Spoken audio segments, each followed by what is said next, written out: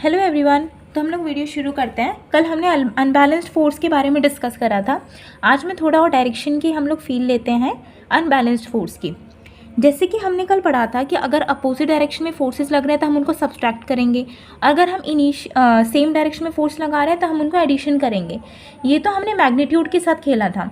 लेकिन अगर हम उसी चीज़ को डायरेक्शन की उसमें समझें, क्योंकि हमने बोला था फोर्स हमारे वेक्टर क्वांटिटी है, हमने मैग्नीट्यूड के बारे में तो समझ लिया मैग्नीट्यूड के साथ हमें कैसे खेलना है। लेकिन अगर वहीं डायरेक्शन की भी बात आए तो डायरेक्शन के साथ हम इसको कैसे लेंगे। जैसे मान लेते हैं हमारे एक ये ऑब्जेक्ट है। अब हमने कार्टेशियन प्लेन हमने अपनी पुरानी क्लास में पढ़ रखा है। ये हमारी एक्स एक्सिस होती है and this is why axis.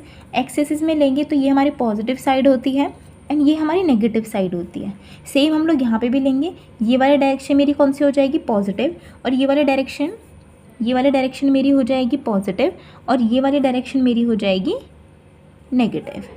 अब जैसे इस ऑब्जेक्ट में मैं फोर्स लगा रही हूँ इस साइड में कितने का 10 न्यूटन फोर्स लगा रही हूँ, और मैं इस साइड में लगा रही हूँ 8 न्यूटन फोर्स। ठीक है। अगर मुझे इसका नेट फोर्स निकालना हो तो नेट फोर्स निकालने के लिए तो मैंने डायरेक्ट बता दिया था कि 10 और 8 को हम लोग माइनस कर देंगे, 2 आएगा। जिस साइड ज़्यादा बड़ा फोर्स होगा हमारा उसी साइड में वो नेट मूवमेंट करेगा ऑब्जेक्ट अपनी। ठीक है। लेकिन अगर हम इसको डायरेक्शन की उसमें बात करें तो हम लोग क्या लेंगे, दोनों में से कोई भी नंबर पहले ले सकते हैं। ठीक है। अब जैसे 8 न्यूटन मान लेते हैं, हम पहले ले लेते हैं। 8 न्यूटन किस साइड में लग रहा है मेरा, नेगेटिव की साइड में लग रहा है। नेगेटिव मेरा इस साइड में था तो मैं क्या लूँगी, -8। ठीक है। इसमें प्लस माइनस का कोई खेल नहीं है, हमें बस इसमें डायरेक्शन के हिसाब से साइन लेना है। -8, 10 मेरा किस साइड में लग रहा है, पॉजिटिव साइड में, तो मैं क्या लूँगी, +2। माइनस प्लस माइनस 10 - 8 कितना हो जाएगा, 2। साइन किसका आएगा मेरा, पॉजिटिव, +2 न्यूटन। पॉजिटिव आ रहा है तो मतलब मेरा +2 न्यूटन मेरा नेट फोर्स किस डायरेक्शन में लगेगा, जिस साइड मेरे प्लस की डायरेक्शन थी, मतलब मेरा ऑब्जेक्ट इस साइड में मूव करेगा। ठीक है।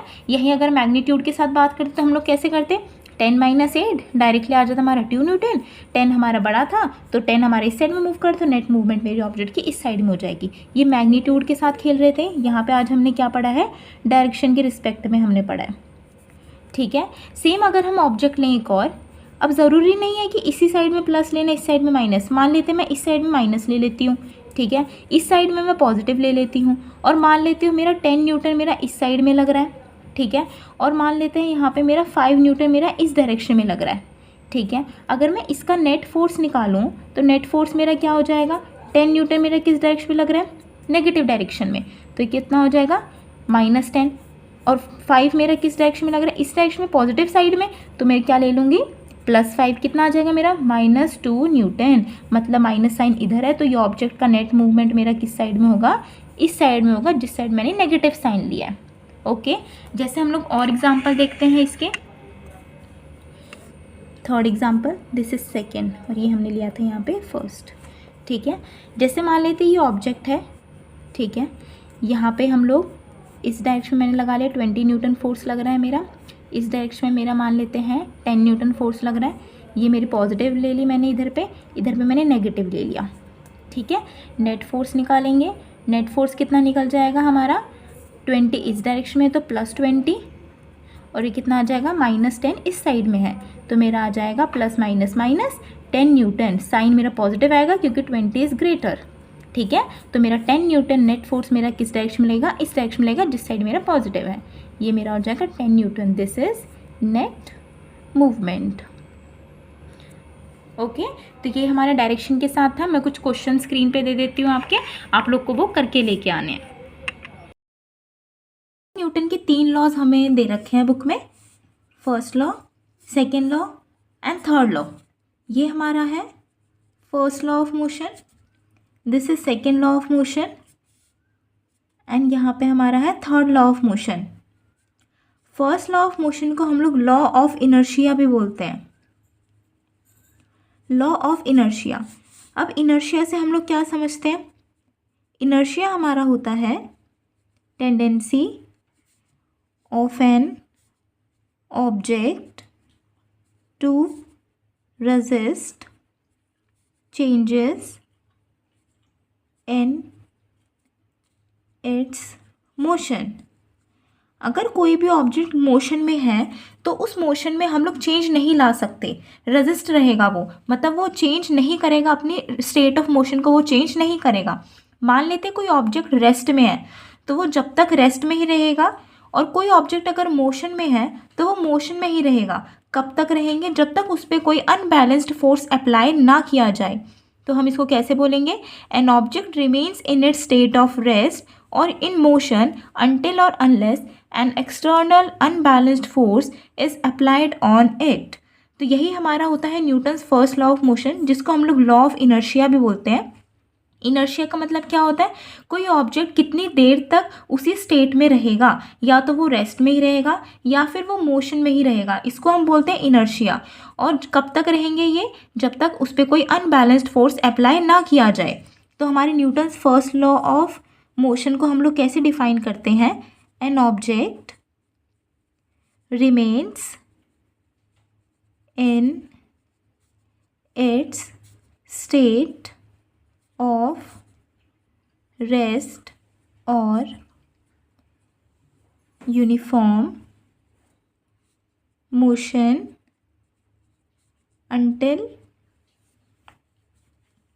और unless an external unbalanced force।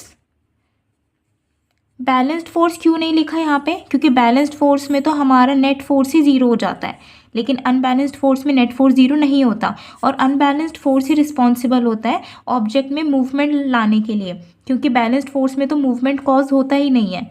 Unbalanced force acts on it. ये था हमारा फर्स्ट लॉ ऑफ मोशन। अब types of inertia.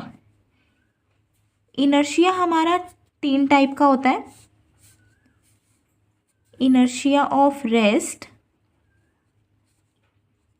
Inertia of rest, inertia of motion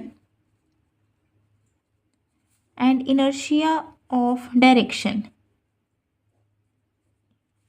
inertia का मतलब ये होता है कि वो उसी स्टेट में रहेगा, उसमें कोई भी मूवमेंट हमारी नहीं दिखाई देगी।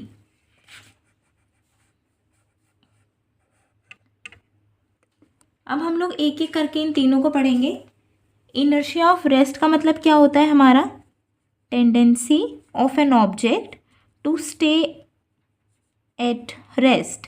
वो कब तक रेस्ट में रहेगा, उसकी टेंडेंसी कितनी है रेस्ट में रहने की, उसको हम बोलेंगे inertia of rest. Inertia of motion का मतलब क्या हो जाएगा? Tendency to stay in uniform motion.